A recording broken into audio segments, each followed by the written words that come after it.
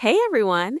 Today we're diving into something that's been breaking the internet, OpenClaw, the AI assistant that went from 0 to 100,000 GitHub stars in just 2 months.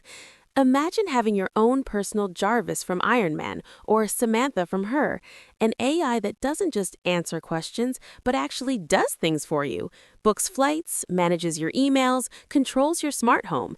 And here's the kicker, it runs entirely on your machine, keeping your data private.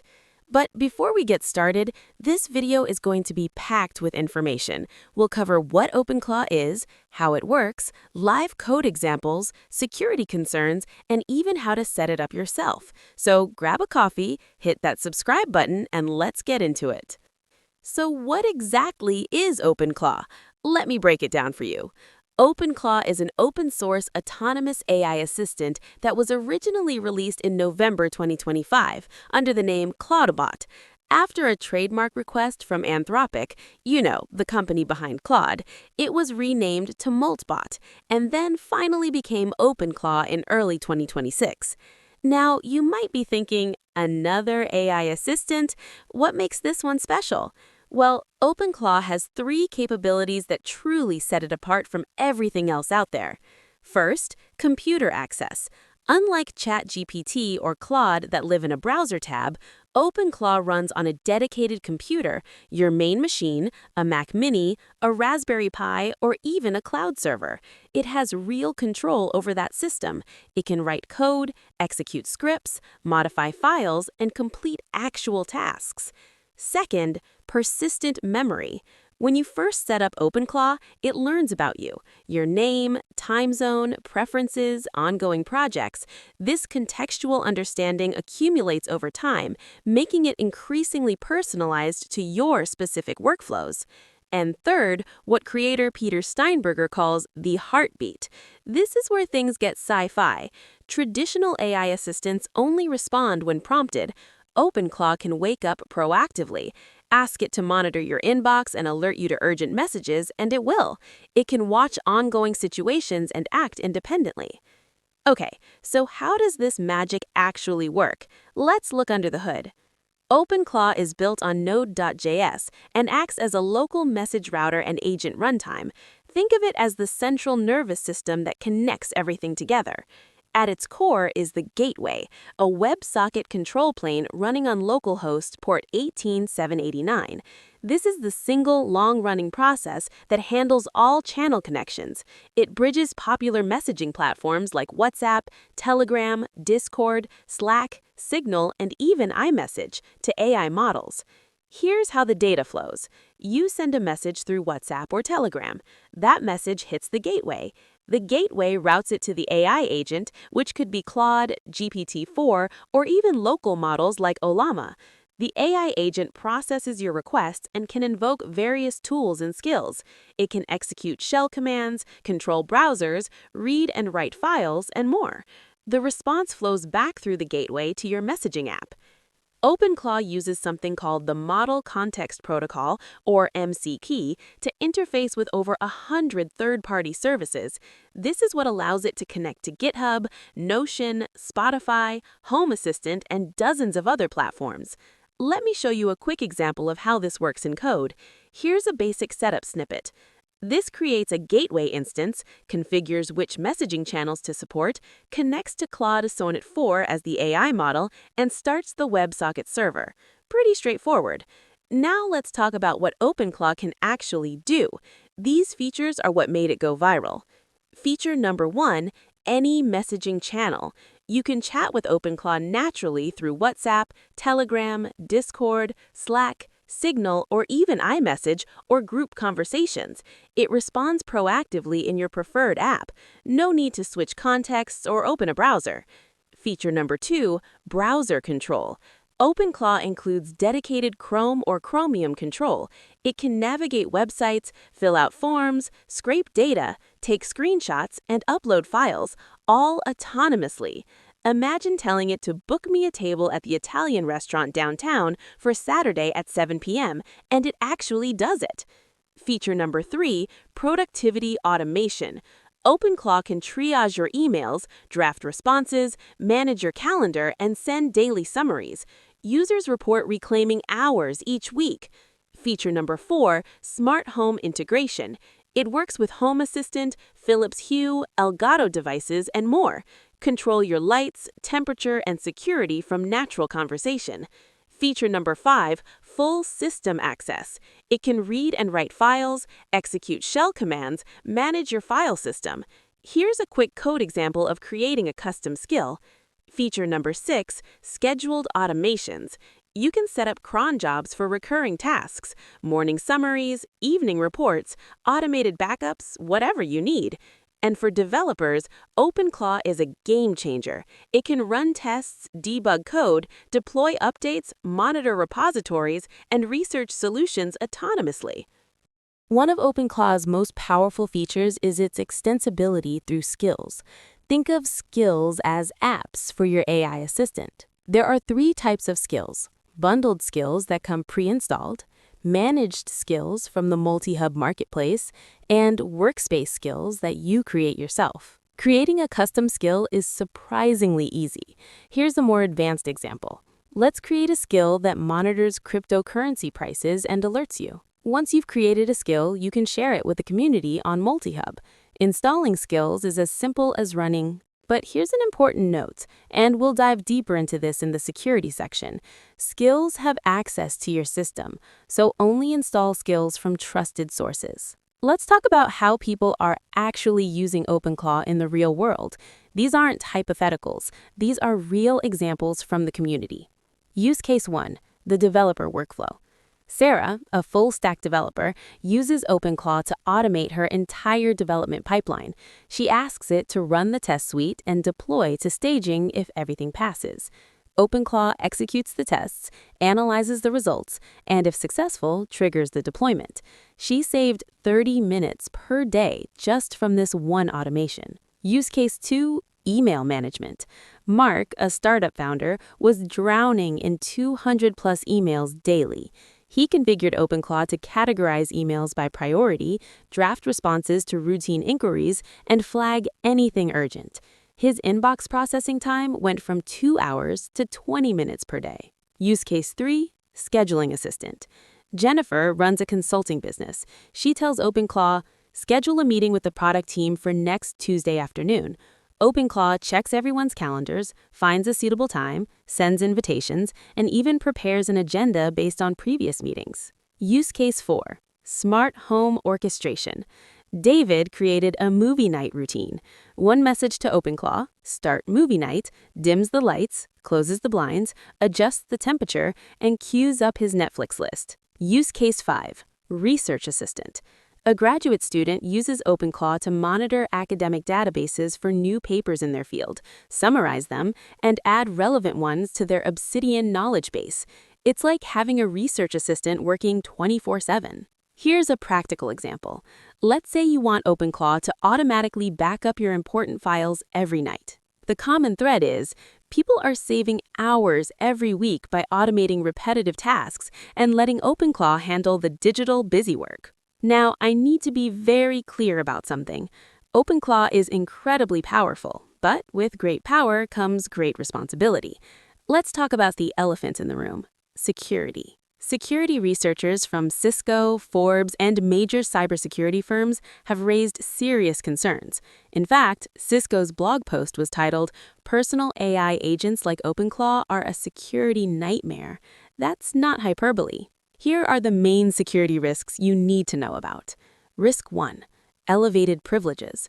OpenClaw can run shell commands, read and write any file, and execute scripts on your machine. If misconfigured or compromised, it could do serious damage. Peter Steinberger, the creator, is explicit about this in the documentation. Risk 2, credential exposure. OpenClaw has been reported to leak plain text API keys and credentials stored in local configuration files. If someone gains access to your OpenClaw instance, they potentially gain access to everything it can access. Risk 3, prompt injection attacks. Because OpenClaw integrates with messaging apps, attackers could craft malicious prompts through those channels that cause unintended behavior. Imagine someone sending you a WhatsApp message that tricks your AI into executing malicious commands. Risk 4. Malicious skills. Cisco's research found that 26% of 31,000 agent skills analyzed contained at least one vulnerability.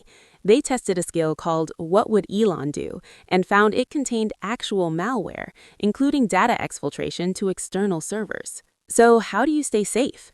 Here are essential best practices. Practice 1. Run in isolation. Don't install OpenClaw on your main machine initially. Use a Mac Mini, Raspberry Pi, or cloud server for testing. Once you trust it, then consider your main system. Practice 2. Audit your skills. Only install skills from trusted sources. Review the code before installation. The OpenClaw skill scanner can help identify vulnerabilities. Practice 3. Use sandboxing. OpenClaw supports sandbox modes that limit what the AI can access. Configure it properly. Practice 4. Secure your credentials. Never store API keys in plain text. Use environment variables or secure key management. Practice 5. Monitor and audit. Enable logging and regularly review what your AI is doing. Bottom line, OpenClaw is not for beginners. It's suited for advanced users who understand the security implications of running autonomous agents with elevated access. Treat it like giving someone root access to your computer, because that's essentially what you're doing. All right, if you've made it this far and still want to try OpenClaw and you understand the risks, let's walk through the installation process. First, prerequisites. You'll need Node.js version 18 or higher, PNPM package manager, that's preferred over NPM, an AI API key, Anthropic's Claude is recommended, a messaging platform, WhatsApp, Telegram, or Discord, and ideally a dedicated machine for initial testing. Step 1. Install OpenClaw. The easiest method is global installation with NPM. Step 2. Run the onboarding wizard. This is the recommended setup path. Step 3. Configure your AI provider. You'll need to set up your API keys. Step 4. Connect messaging channels. Let's set up WhatsApp as an example. Here's what the channel configuration looks like under the hood. Step 5. Start the gateway. This is the heart of OpenClaw. Step 6. Access the control dashboard. Open your browser and go to... The dashboard gives you real-time chat interface for testing, configuration management, skill installation and management, session monitoring, logs and debugging tools, and health status checks. Step 7. Send your first message. Open WhatsApp or Telegram and message your OpenClaw bot. If everything is configured correctly, you should get a response within seconds. For advanced users, here's a more comprehensive configuration example. And that's it. You now have OpenClaw up and running. Start simple, test thoroughly, and gradually expand its capabilities as you get comfortable. Let's talk about something important but often overlooked: cost. OpenClaw itself is completely free and open source, but running it isn't free. The main expense is your AI API usage. Here's a realistic breakdown. If you're using Claude Sonnet 4 through Anthropic's API, input tokens, $3 per million tokens. Output tokens, $15 per million tokens. For light daily use, maybe 50 messages with moderate complexity, you're looking at $5 to $10 per day. That's $150 to $300 per month. For heavy use, automated workflows, constant monitoring, complex tasks, costs can easily hit $30 to $50 per day or more. That's $900 to $1,500 per month. To reduce costs, you can use local models like Ollama with Llama 3 or Mistral, LM Studio, GPT-4All. These run on your hardware and cost nothing beyond electricity, but they're significantly less capable than Claude or GPT-4. Many users adopt a hybrid approach. Cost optimization tips: set daily spending limits, use local models for simple queries, cache frequent responses, implement conversation pruning to reduce token usage, and monitor your API usage regularly.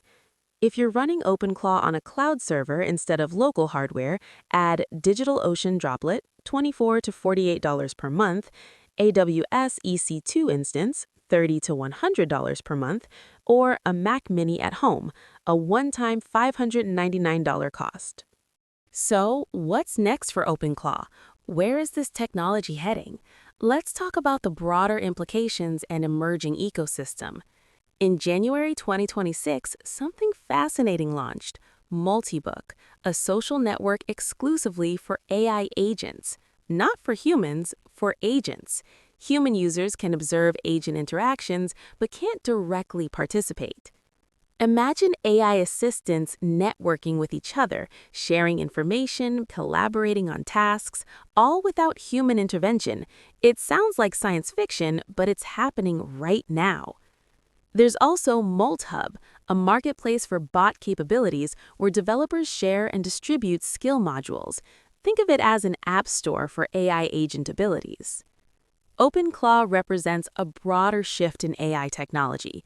We're moving from reactive systems, AI that only responds to prompts, to autonomous systems, AI that acts independently and proactively.